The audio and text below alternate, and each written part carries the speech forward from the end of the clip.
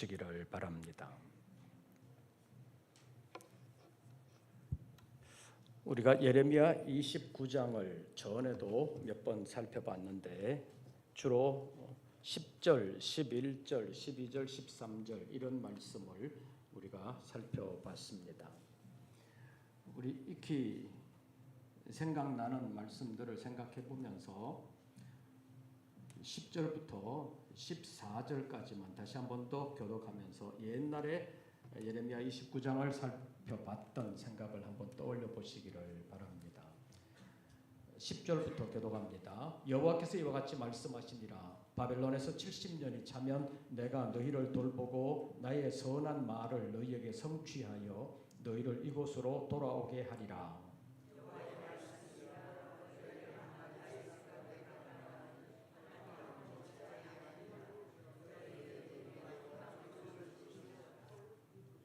너희가 내게 부르짖으며 내게 와서 기도하면 내가 너희들의 기도를 들을 것이요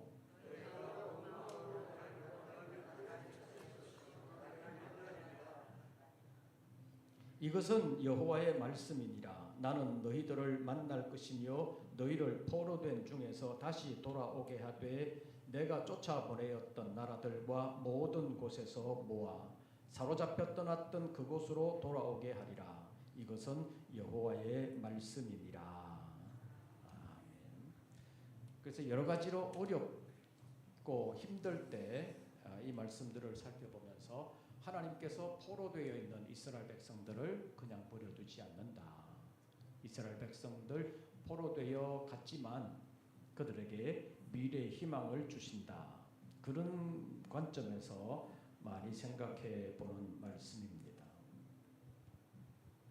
그런데 이 말씀을 보면 우리가 이미 29장 전반부에서 살펴본 것처럼 선지자 예레미야를 통해서 이스라엘 백성들에게 주시는 예언의 말씀인데 구체적으로 누구에게 주신 말씀이냐? 제가 3절을 보면 여러분들이 4절을 읽어주시기를 바랍니다.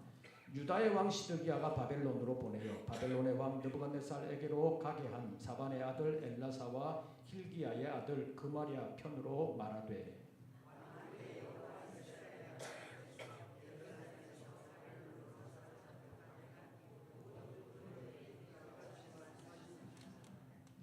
이 말씀은 누가 누구에게 주시는 말씀이에요? 하나님이 모든 포로에게 주시는 말씀이라고 기록하고 있습니다.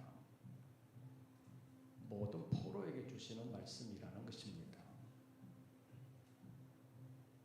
여러분들의 생각에 당시로 돌아가 보면 이스라엘에 남아있는 사람들도 있고 포로로 잡혀간 사람들도 있는데 포로로 잡혀간 사람들이 나을까요? 아니면 안 잡혀간 사람들이 나을까요?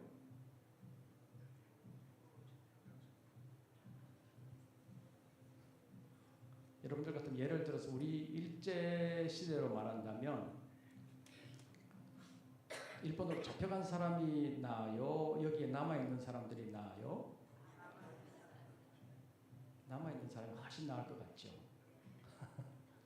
그런데 이스라엘 당시로 보면 별로 그렇지도 않아요. 잡혀간 바벨론은 나라가 굉장히 강한 나라고 어느 정도 보면 부자인 나라이기도 해요.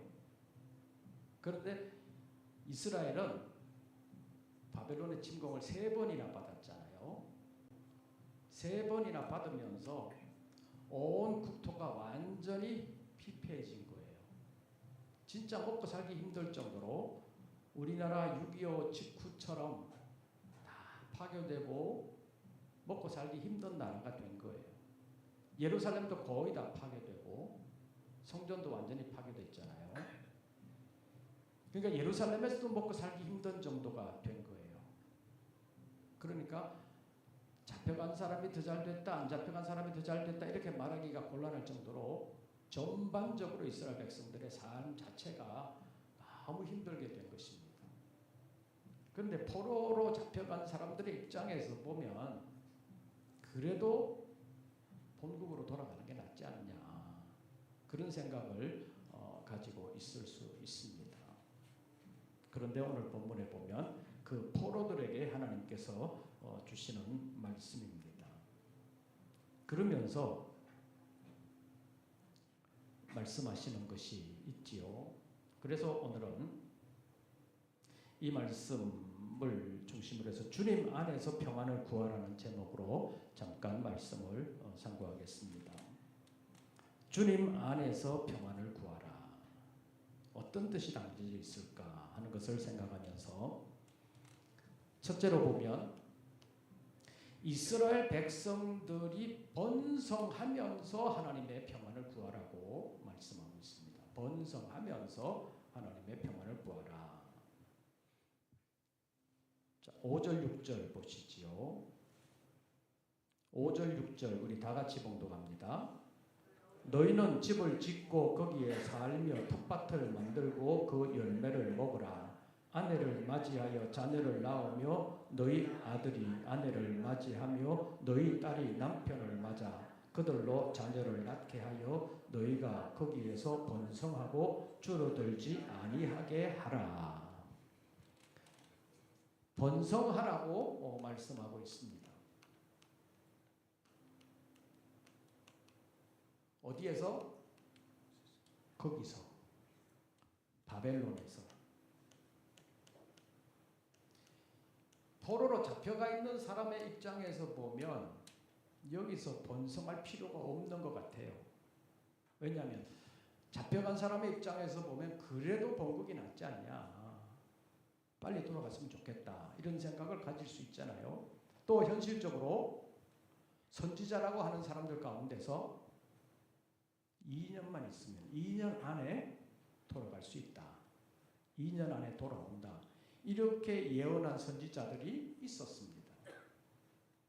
그러니까 포로로 되어 있는 사람의 입장에서 볼 때 2년 안에 돌아간다는 말이 좋아요? 못 돌아간다는 말이 좋아요? 돌아간다는 말이 훨씬 좋잖아요. 그런데 예레미야 선지자는 뭐라고 말하고 있어요? 5절 너희는 거기서 뭘 짓고?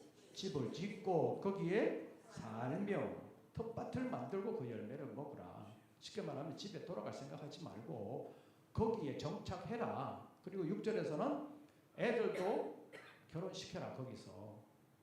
그렇게 말하고 있잖아요. 예레미야는 이렇게 말하는데 다른 선지자들은 그렇게 말 안 한다는 거예요. 얼마 있으면 돌아간다. 그러니까 너무 걱정하지 말아라. 그러면 바벨론에 포로되어 있는 사람들의 입장에서 보면 돌아갈 수도 있는데 뭐 여기서 굳이 뭐 집 질 필요가 있냐. 굳이 뭐 농사 질 필요가 있냐. 가면 어차피 다 두고 갈 건데 갖고 가지도 못할 텐데 그렇게 할 필요가 있나. 그런 생각을 할 수 있습니다. 이스라엘 백성들의 광야 생활에서 집을 지었어요? 안 지었어요? 안 지었잖아요. 흔히 말하는 텐트 생활을 한 거예요. 왜냐하면 언제 떠날지 모르니까. 낮에는 하나님의 구름이 떠오르면 구름이 움직이는 대로 간다. 밤에는 불기둥이 떠오르면 간다. 그거였기 때문에 완전한 집을 지으면 그렇게 못 움직이잖아요. 그러니까 텐트 치고 있다가 신호가 있으면 바로 출발. 이런 생활이었기 때문에 정착하는 것이 아니라 이동하기 쉽게 늘 텐트 생활을 했다고 볼 수 있습니다. 그런데 포로로 잡혀갔는데 너희 거기 살아라. 그렇게 말하고 있잖아요. 2년 안에 돌아갈 수 있다고 말하는 선지자들이 있는데도 불구하고 예레미야는 그렇게 말하니까 예레미야는 처음부터 어쩌면 밉상이었다고 볼 수 있습니다. 성경을 통해서 보면 예레미야는 하나님의 참 선지자였고 나머지 선지자들은 다 거짓 선지자였다고 볼 수 있습니다. 그래도 사람들이 듣기에는 예레미야의 말보다는 다른 선지자의 말이 훨씬 더 귀에 잘 들어왔다는 것입니다. 왜냐하면 자기들을 위하는 것 같으니까. 바벨론이 쳐들어온다는 것도 예레미야는 처음부터 예언을 했습니다. 바벨론이 쳐들어온다? 대항하지 말고 쳐들어오면 그냥 쳐들어오는가 보다. 이 하나님의 징계다. 하나님의 징계라는 걸 알고 징계로 받아라. 그러나 다른 선지자들은 아니다. 우리가 하나님의 백성 아니냐? 하나님이 지켜줄 텐데 왜 바벨론이 침공한다 그러냐? 또 침공한다 하더라도 하나님이 막아주시면 우리가 하나님의 보호를 받을 텐데 뭐 그렇게 겁을 주냐? 그런 선지자들이 있었다는 것입니다. 그러니까 처음에도 예레미야는 마음에 안 들었고 심지어는 예레미야를 바벨론의 간첩이라고 말할 정도로 예레미야를 싫어하는 사람들이 있었습니다. 그랬는데 그 예레미야가 바벨론의 포로로 잡혀간 사람들에게 거기서 살며 거기서 뭐하라? 번성하라.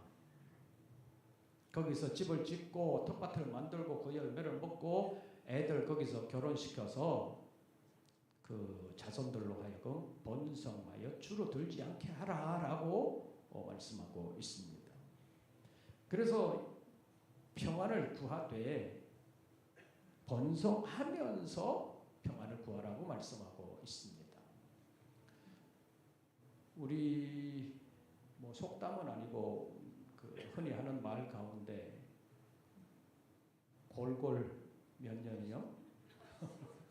골골 80년이라 그러는데 골골하면서도 80년 산 사람이 있다는 얘기인데 건강하다고 하면서 빨리 죽는 사람도 있고 골골하면서 80년까지 산다는 사람도 있다는 얘기인데 골골 80이 좋아요? 아니면 안 좋아요? 건강하게 살 만큼 살다 가는 게 좋지요. 반드시 장수하는 것만이 복된 것은 아니다. 건강하게 장수하는 게 복이다. 이렇게 말할 수 있는데 이 사람들의 입장에서 포로 생활이 길어진다고 얘기하면 이게 과연 복이라고 말할 수 있나 그렇게 생각할 수 있습니다. 그래서 상당히 싫어할 수도 있습니다. 그런데 이것이 하나님의 뜻이라는 것입니다. 번성하여 줄어들지 않게 하라. 왜냐하면 70년이라는 기간이 정해져 있는데 그 70년의 기간 동안에 번성해라. 너무 줄어들지 않게 해라. 이렇게 말할 수 있습니다. 예를 들어서 우리의 수명이 정해져 있다고 치면 아까도 말씀드렸잖아요.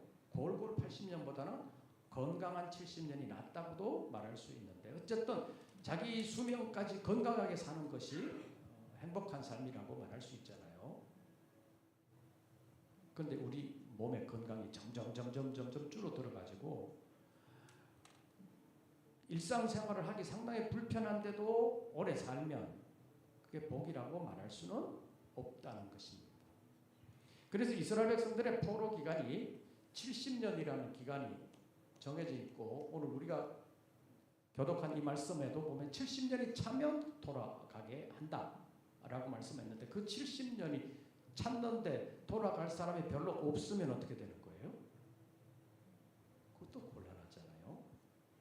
70년이 찼는데 별로 돌아갈 사람이 없으면 우리 수명이 만약에 70이라면 70년 동안 살아야 되는데 70년이 쭉 가까이 가면서 우리 건강이 점점 약해져 가지고 70년이 됐을 때 거의 뭐 죽은 거나 매 일반처럼 별로 활동도 못하는 사람이 됐다라고 하면 70년을 살아도 잘 살았다, 건강하게 살았다 이렇게 말할 수 없는 것처럼 이 70년의 기간이 정해져 있는데 이스라엘 백성들이 점점 숫자가 줄어들 가지고 70년 돼서 돌아간다라고 했는데 돌아갈 만한 사람이 별로 없다면 돌아가게 하시는 하나님의 뜻이 별로 의미가 없다고도 볼 수 있습니다.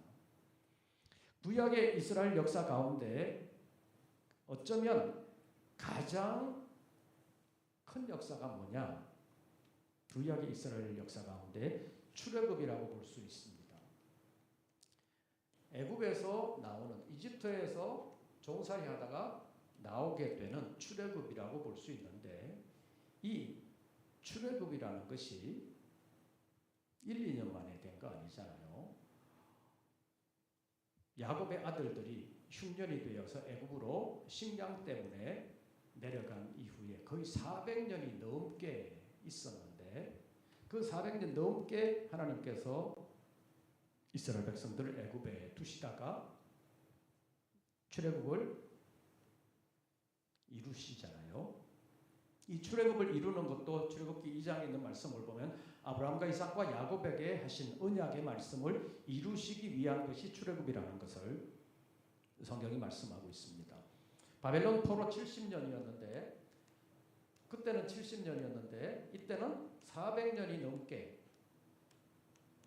애굽에서 있다가 나오게 됩니다. 근데 이때 400년이 넘어서 하나님께서 아브라함과 이삭과 야곱에게 세우신 언약을 이루시기 위해서 이제 이스라엘 백성들을 애굽에서 이끌어내어서 가나안 땅으로 인도한다. 그랬는데 이스라엘 자손들이 숫자가 너무 없으면 어떻게 되겠어요? 곤란하잖아요. 그냥 몇 집, 몇백 명, 이 정도 수준이면 하나님이 이들을 출애굽시켜서 가나안 땅으로 인도했다. 이렇게 말하기도 곤란할 것입니다. 그냥 그 식구들이 그냥 뭐 이렇게 해서 나오지 않았냐 이렇게 말할 수도 있잖아요. 근데 400년이 지나서 이렇게 하나님께서 이렇게 일하실 수밖에 없는 역사적 배경이 있었다는 것입니다. 한번 찾아보죠. 출애굽기 제1장.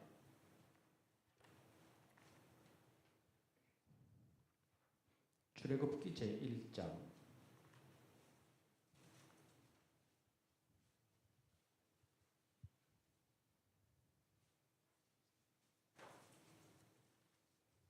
출애굽기 제1장 6절부터 14절까지를 교독합니다.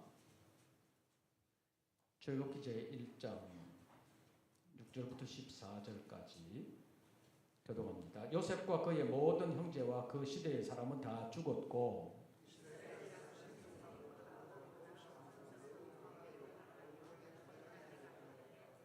요셉을 알지 못하는 새 왕이 일어나 애굽을 다스리더니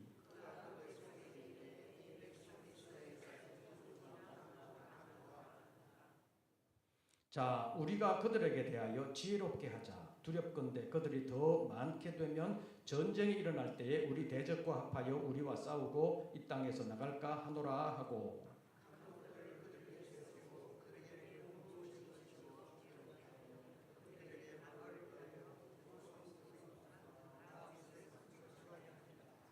그러나 학대를 받을수록 더욱 번성하여 퍼져나가니 애굽 사람이 이스라엘 자손으로 말미암아 근심하여 14절 다같이 어려운 노동으로 그들의 생활을 괴롭게 하니 곧 흙이기기와 벽돌 굽기와 농사의 여러 가지 일이라 그 시키는 일이 모두 엄하였더라. 이스라엘 백성들에게 있어서 이 출애굽이라는 사건이 굉장히 중요한 사건이고 역사에 있어서 어쩌면 가장 중요한 사건이라고도 말할 수 있습니다. 물론 이 출애굽에 비견할 만한 것이 이 바벨론의 포로 70년에서 다시 돌아오는 일이기도 하지만 그러나 규모 면에서 보나 그 의미 면에서 보나 구약 성경에서 가장 큰 하나님의 역사는 출애굽이라는 역사라는 것입니다. 그런데 이 출애굽이라는 역사가 어떻게 해서 가능하게 되었느냐? 아까도 말씀드렸다시피 400년 정도 이스라엘 백성들이 애굽 땅에 있으면 거의 완전히 애굽 사람들과 동화될 수도 있고 민족 자체가 없어질 수도 있습니다. 지금 세계 여러 민족 가운데 그 민족의 순수성을 지키면서 수천 년 내려오는 민족이 그렇게 많지는 않습니다. 중국도 한족만의 나라가 아니잖아요. 중국에 수없는 소수민족이 있습니다. 그래서 중국 내에서는 그 소수민족 다 독립을 시켜주고 나면 지금의 중국은 반의 반 수준으로도 안 되는 거예요. 그래서 중국이 강력하게 소수민족들 일어나지 못하도록 완전히 독재로 강제하고 있잖아요. 독립운동을 할 기미만 보이면 바로 그냥 중국이 쓸어버리는 그런 일들을 지금도 하고 있습니다.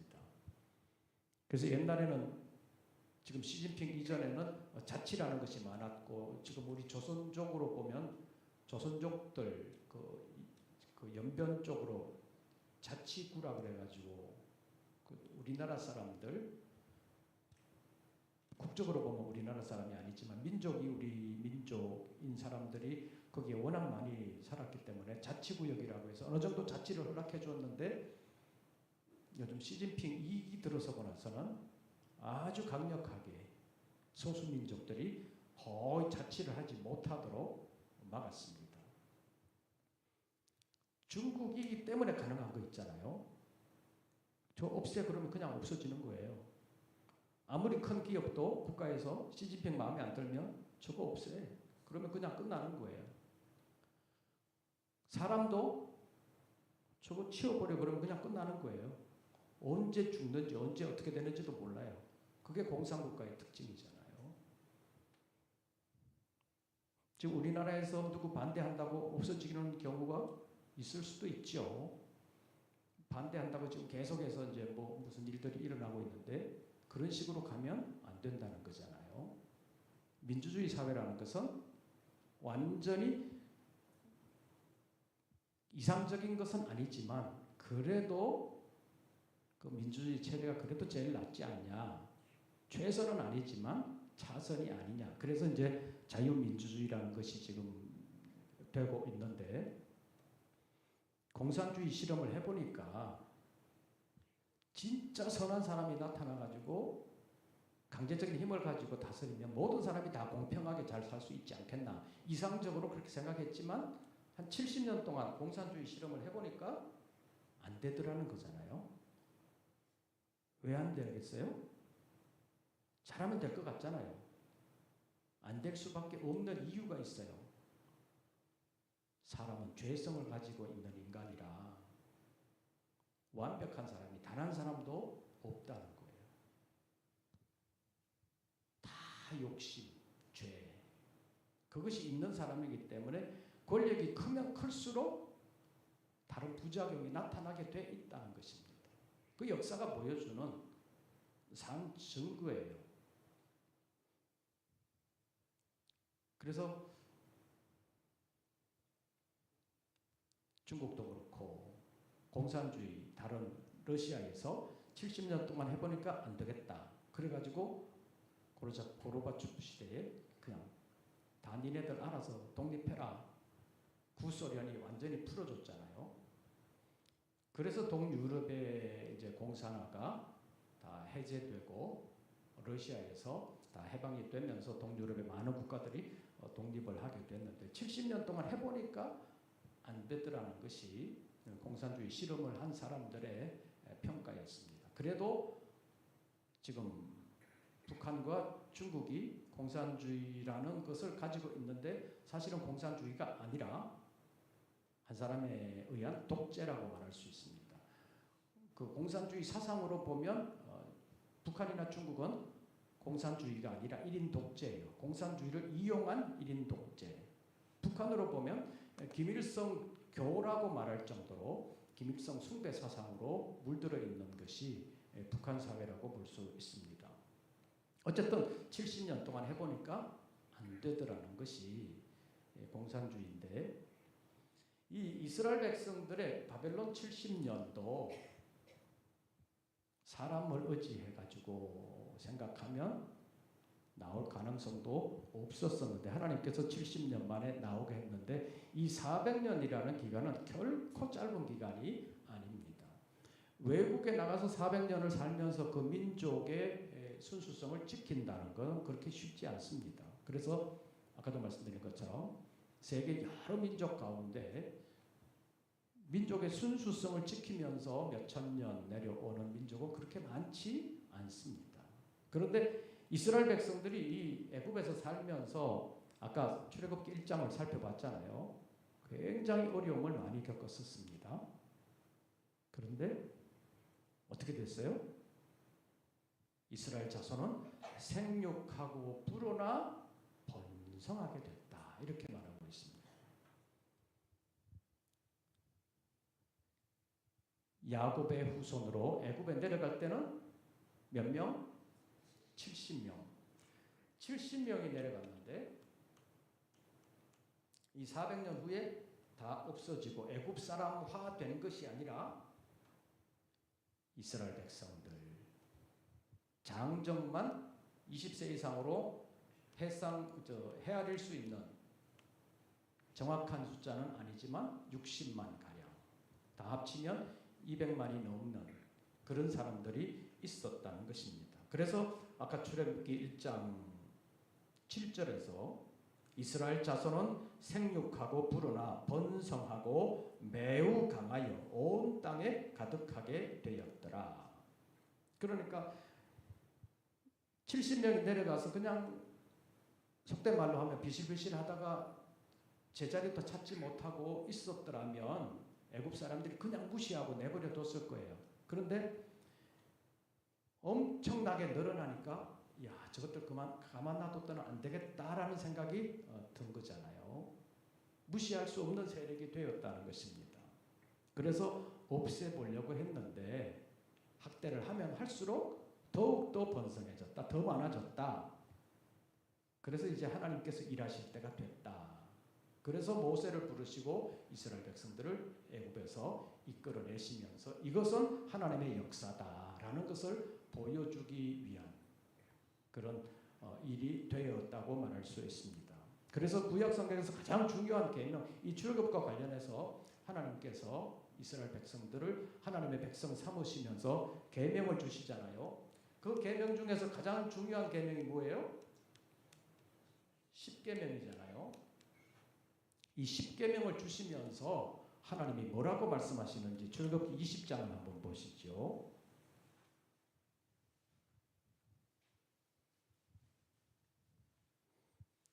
출애굽기 20장 제가 1절을 읽으면 여러분들이 2절을 읽어주시기를 바랍니다. 출애굽기 제20장 1절을 제가 읽습니다. 구약성경 111쪽 출애굽기 20장 1절 제가 읽습니다. 하나님이 이 모든 말씀으로 말씀하여 이르시되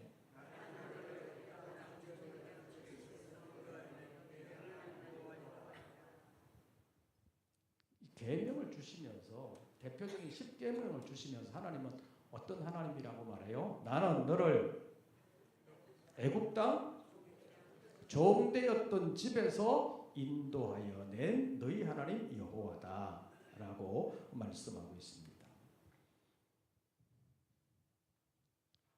여기에서 종살이 하던 너희를 이끌어낸 하나님이다. 이끌어내게 된 배경은 이게 있었다는 얘기입니다. 이스라엘 백성들이 애굽 땅에서 완전히 쪼그라들어가지고 골골 80년이라는 말이 나오는 것처럼 그냥 없어진 거나 마찬가지였으면 하나님께서 이끌어내시지도 않으셨을 것입니다.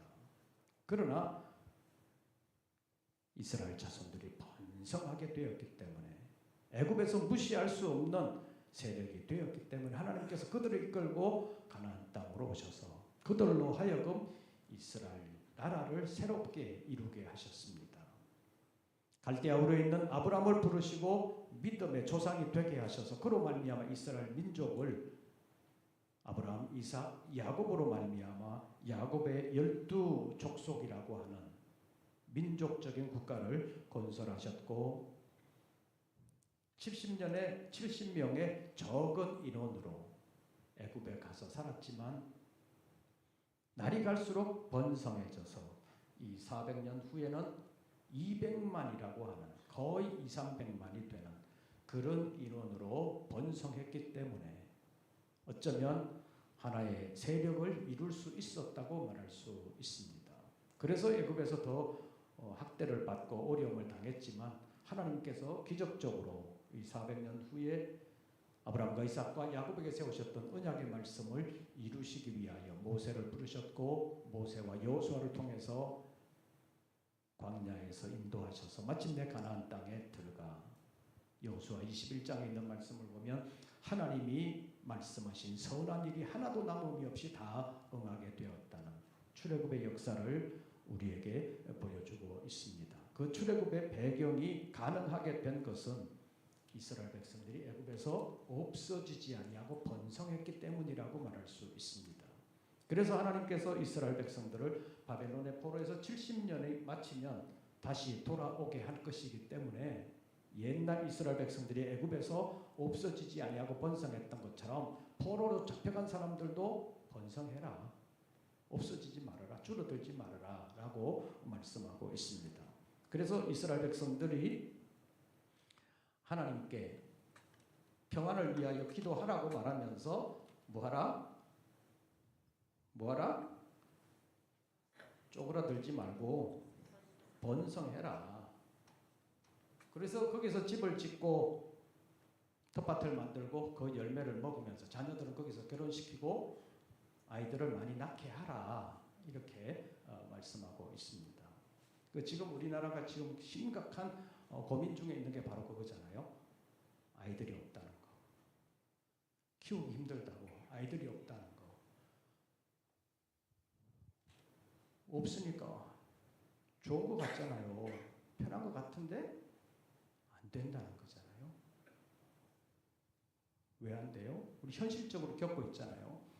여러분들 어렸을 때 아들, 딸 구별 말고 둘만 낳자 그랬다가 나중에는 뭐 하나만 낳자 뭐 그런 말들까지 다 했는데 지금 자꾸 없어지다 보니까 초등학교도 없어지려고 그러잖아요. 초등학교 없어지면 어떻게 돼요? 교사들은 어떻게 해요? 일자리 다 없어지잖아요. 그러면 학교만 그런 게 아니라 다 마찬가지잖아요. 기업도 마찬가지잖아요. 사줄 사람이 없는데 뭐 어떻게 해요? 사줄 사람이 없는데 경제가 안 돌아가는 거예요. 중국이 저렇게 큰 소리 치는 게 있잖아요. 수출 안 돼도 국내만 해도 기업은 살 수 있어요. 중국은 살 수 있어요. 근데 우리나라는 수출 안 되면 그냥 쪽박 차는 거예요. 아무것도 못 하는 거예요. 기업이 어떻게 할 수가 없잖아요. 외환위기 때 겪은 게 바로 그거잖아요. 사람이 없으면 안 되는 거예요. 우리나라는 안 되는 거예요. 그래서 지금 이제 나아라 해도 잘 안 나오려고 그래서 문제가 되고 있잖아요. 포로로 잡혀가 있지만 뭐 해라? 번성해라. 그러면서 하나님의 평안을 구하라라고 말씀하고 있습니다. 두 번째로 시간이 없으니까 진리를 분별하면서 평안을 구하라고 말씀하고 있습니다. 진리 안에서 평안을 구하라는 것입니다. 믿음의 사람에게 있어서 굉장히 중요한 게 이거예요. 무조건 그냥 평안하게 살자, 건강하게 살자. 이게 아니라는 것입니다. 왜 예수 믿냐? 건강하려고, 잘 살려고? 그게 아니라는 것입니다. 진리 안에서 살아야 된다는 것입니다. 오늘 본문 말씀에서 한번 보시죠. 8절과 9절 본문으로 돌아가서 예레미야 제29장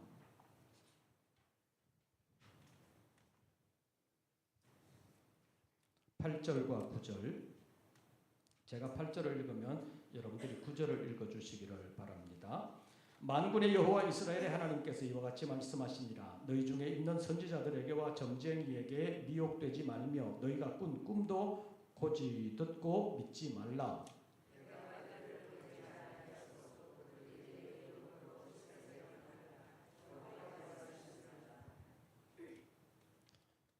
당시에도 예언자, 선지자들이 다 있습니다. 꿈꾸는 사람들도 있습니다.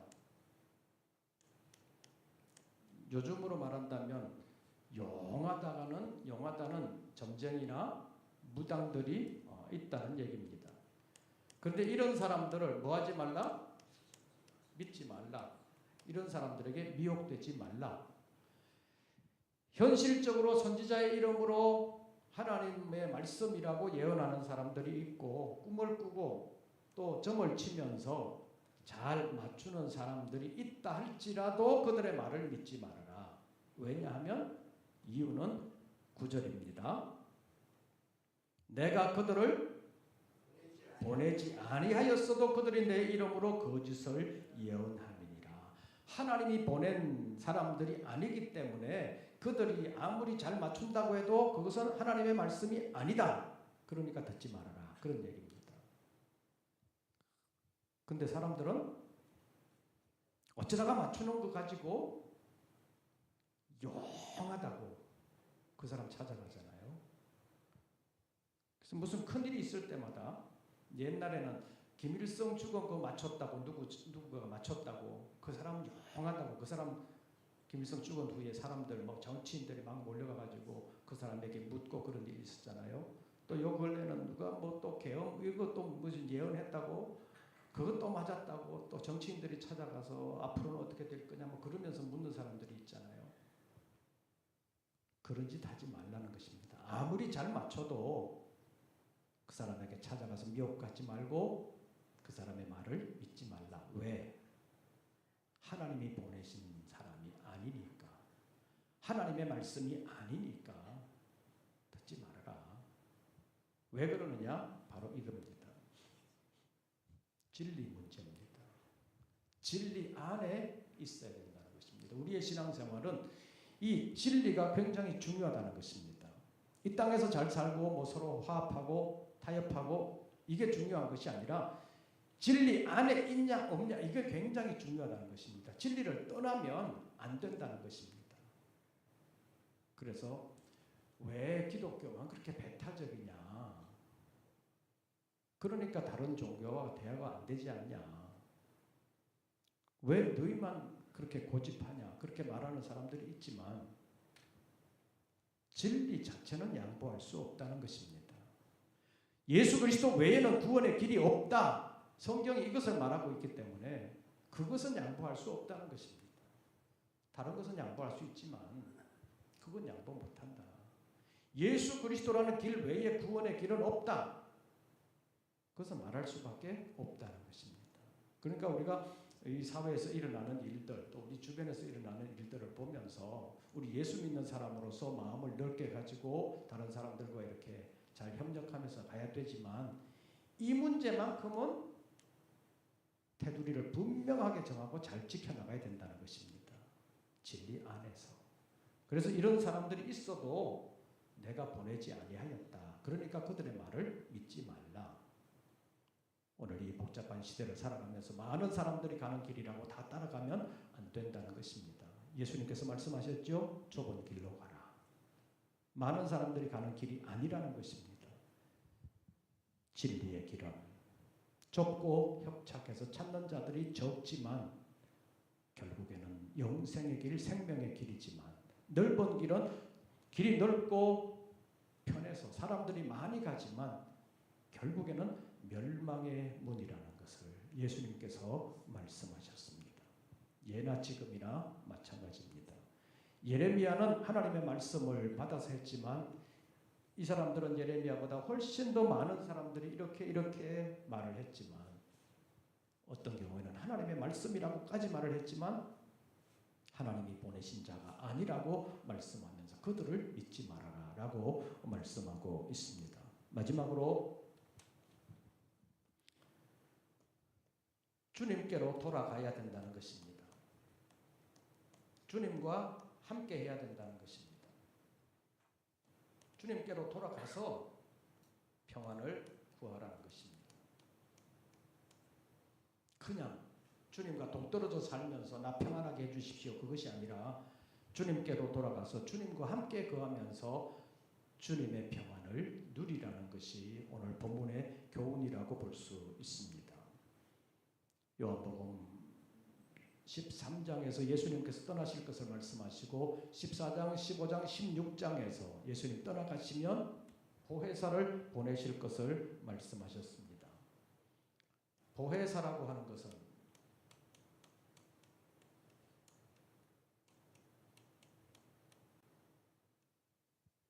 우리를 도와주시는 분이라는 뜻을 가지고 있습니다. 어떻게 도와주시느냐? 진리의 성령으로 우리에게 오셔서 진리 가운데로 인도해 주시면서 우리를 도와주시는 분인데 우리가 주님께로 돌아가면 이 보혜사께서 우리를 품어주시고 우리를 진리 가운데로 인도하시면서 우리를 도와주신다는 것입니다. 그래서 요한복음 14장에서 예수님께서 두려워하는 제자들에게 내가 너희에게 평안을 끼치노니 곧 나의 평안을 너희에게 주노라 라고 말씀하시면서 이 평안을 누릴 것을 말씀하셨습니다. 하나님께서 예레미야를 통해서 평안을 말씀하시면서 줄어들지 말아라. 번성하고 불어나서 생육하고 번성하여 불어나게 하라. 번성하게 하라. 진리 안에서 평안을 구하라. 주님께로 돌아가 평안을 구하라. 라고 말씀하셨습니다. 하나님이 우리에게 주시기를 원하시는 평안은 평안 자체가 아니라 진리 안에 있는 평안, 주님과 함께하는 평안이요, 주님의 일을 감당할 수 있는 자에게 주시는 평안이라고 말할 수 있습니다. 지금 여러 가지로 어려운 시대로 우리가 살아가고 있지만 단순히 그냥 모든 것 다 양보하고 알아서 해 그게 아니라 이런 것을 생각하면서 이 시대 속에서 우리는 어떻게 믿음을 지켜나갈 것인가. 다른 것은 다 양보해도 진리는 양보할 수 없다. 오전에도 말씀드렸죠. 이 나라가 진리를 더 벗어나면 하나님의 징계를 받을 수밖에 없는 환경으로 가기 때문에 안 된다는 것입니다. 그래서 진리 안에서 주님께로 돌아가고 이 나라 이 백성들 가운데서 우리 믿는 사람들이 다시 힘을 기르면서 주님의 역사를 아름답게 이루어갈 수 있는 준비가 되고 하나님의 은혜를 받을 만한, 하나님의 복을 받을 만한 믿음의 그릇이 준비되면 하나님께서 역사해 주실 줄로 믿습니다. 바벨론의 포로 기간에서도 출애굽의 종된 백성 가운데서도 이러한 조건들이 이루어지면서 하나님의 놀라운 역사가 있었다는 것을 생각하면서 이 시대 가운데서 하나님의 승리를 아름답게 이루어갈 수 있는 우리 모든 권속들 되시기를 주의 이름으로 축원합니다. 우리 찬송 부르시고 잠깐 기도하겠습니다. 찬송가